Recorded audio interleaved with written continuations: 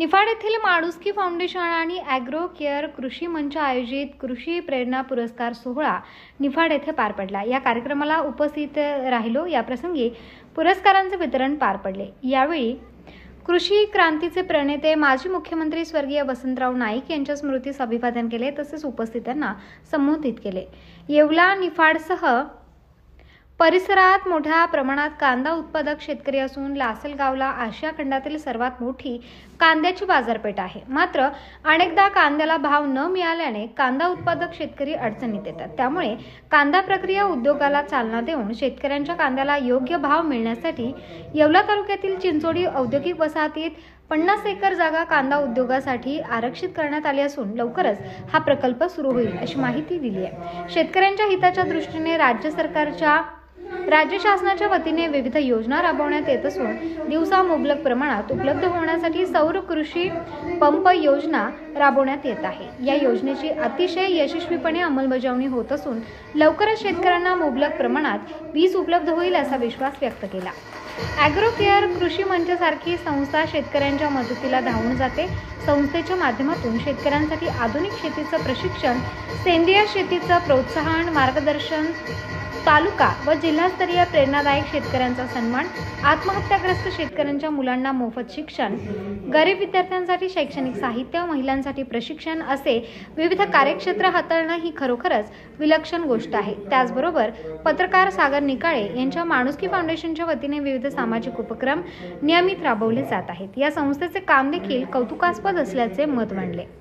यावेळी माजी जिल्हा परिषद अध्यक्ष बाळासाहेब क्षीरसागर, शिवाजीराव ढेपले, राजभाऊ शेलार, प्रांताधिकारी शशिकांत मंगरुळे, तहसीलदार विशाल नाईकवाडी, येवला विधानसभा अध्यक्ष वसंत पवार, तालुकाध्यक्ष भाऊसाहेब भवर, भाऊसाहेब बोचरे, विनोद जोशी, बाळासाहेब पुंड, दत्ता रायते, सचिन होळकर, सुरेखा नागरे, सुवर्णा पगार, सुमन शेलार, पांडुरंग राऊत, राहुल डुमरे, ॲग्रो केअर कृषी मंचचे अध्यक्ष भूषण निकम, माणुसकी फाउंडेशनचे अध्यक्ष सागर निकाळे, तालुका अध्यक्ष दिगंबर वडगुले यांच्यासह विविध क्षेत्रातील मान्यवर उपस्थित होते।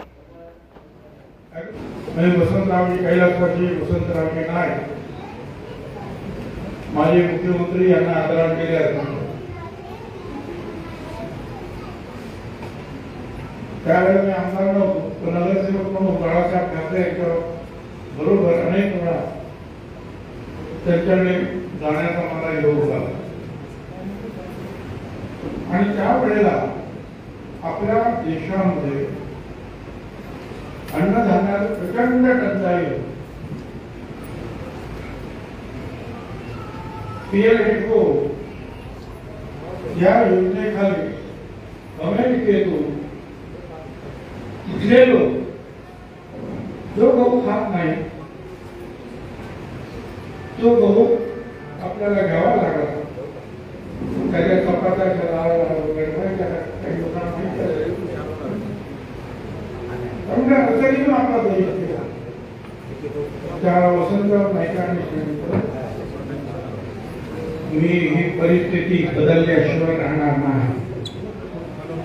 महाराष्ट्राला हरित महाराष्ट्र नाही केला तर मला फासावर द्या अशा प्रकारचे उद्गार वसंतराव नाईकांनी काढले आणि त्यानंतर गावोगाव ते गेले, हायब्रिड वेगवेगळे प्रयोग सुरू झाले आणि त्यातून जे आहे आपल्याला माहिती आहे की हळूहळू आपल्या इकडे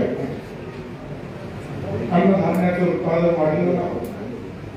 त्यांनी प्रयत्न केले, मित्रांनी प्रयत्न केले आणि आज आपला देश हा अनेक देशांना अन्नधान्य पुरवतो। ज्या देशांमध्ये दुष्काळ, एवढं अन्नधान्य जे काही शक्य झालं ते केवळ तुम्हाला शेतकरी बांधवा भगिनींमुळे हे शक्य झाले। हे शेतकऱ्यांचं म्हणजे शेतकरी अशा अनेक अडचणीमुळे संकटात येतो, त्यावेळेस साहजिक सांगतो की माझा बाजार भाव मिळत नाही, तो अडचणीत येतो।